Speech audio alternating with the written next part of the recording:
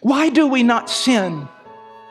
If you say we should not sin because it'll wreck your life, that's true. But if that's your ultimate motivation, that's idolatry. Sinners think that way. Self-preservation. I will not sin because it will harm me. Why do you not sin? Because you want Him. Because you want Him. I was sharing with my brother Holden. I work with him at Heart Cry, and this morning when we were sitting around eating breakfast, and I said, I read an amazing thing in Deuteronomy. I'd never seen it before. God says to the nation of Israel, I brought you out in order to bring you in. That's what He says. I brought you out to bring you in. Why do we come out from the world? Why do we not touch that which is unclean? It's not because we just want to be clean. It's not because we want to be proper folk. If that's the case, go be part of a Pride and Prejudice cast. That's not why we do it. Why do we do it? We come out because we want to come in. We come away because we want to be with Him. I hear these songs so often, these songs about heaven and streets of gold and gates of pearl and all these different. I could care less. I just want Him.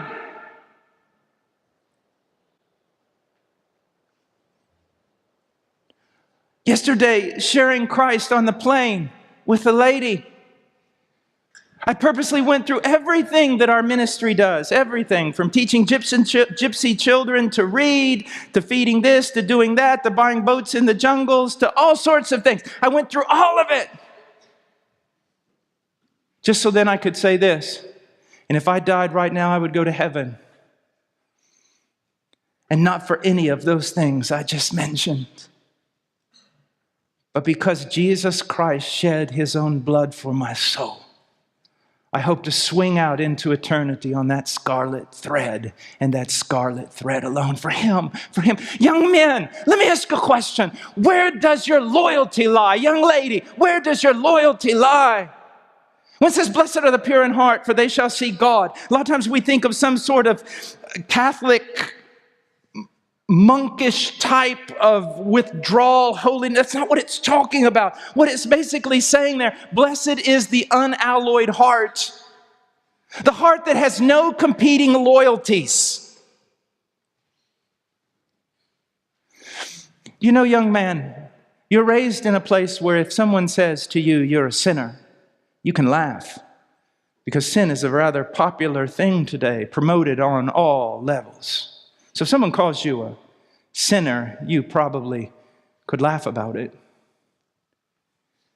But if I called you a disloyal traitor, and I said it that way to your face, you'd be ready to fight me.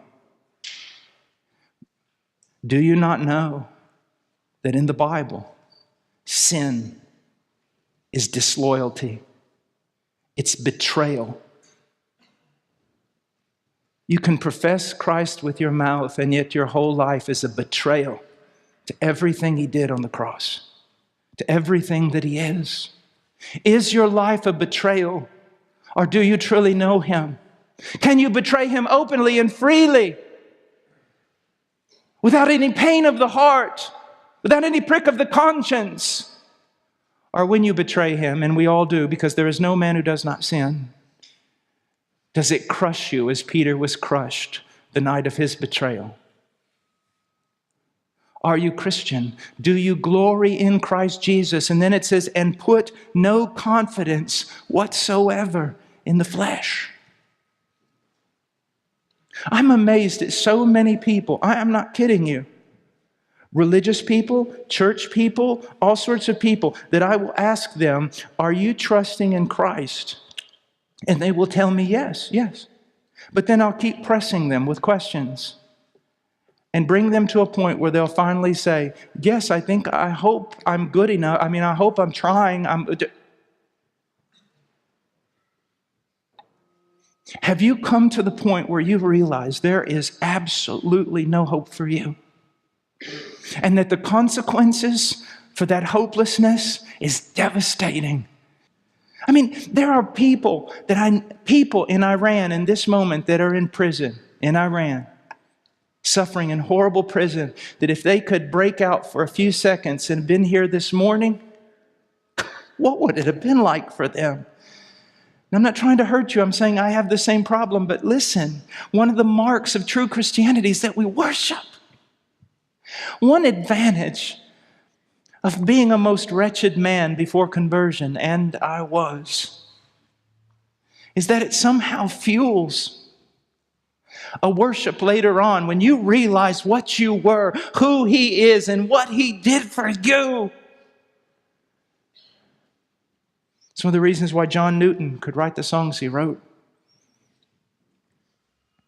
He says, look, we are true circumcision. We are true Christians who worship in the Spirit of God. This is not just discipline. It's not just force. It is a supernatural work of the Spirit in every child of God that He promotes worship in that child.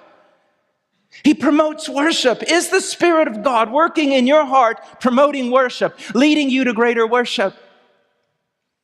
And then he goes on and he says this: we're the true circumcision who worship in the Spirit of God and glory in Christ Jesus.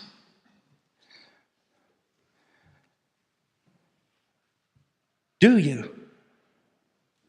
Do you? Do you glory in Him? I mean, do you glory in Him? Do you rejoice in Him? Do you boast in Him? Do you think about Him? Is He the motivation of your life? His glory, His splendor, what He's done, who He is, what He's worthy of, is that the thing that's pushing you? Do you glory in Him? Is He your only boast? Is He your only boast? Do you delight in Him? Do you think about Him? I can honestly say this morning, alarm goes off. Didn't go off. I woke up just right before it. 4:30. I'm 52. It's getting harder every day to get out of bed. And I said to myself, I said in prayer to Him, I will get out of bed. I will do it for you. I will not do it for those students. I will not do it for, I will do it for you. I will get out of bed for you. Is that your life? I will do it for you. I will do it for you.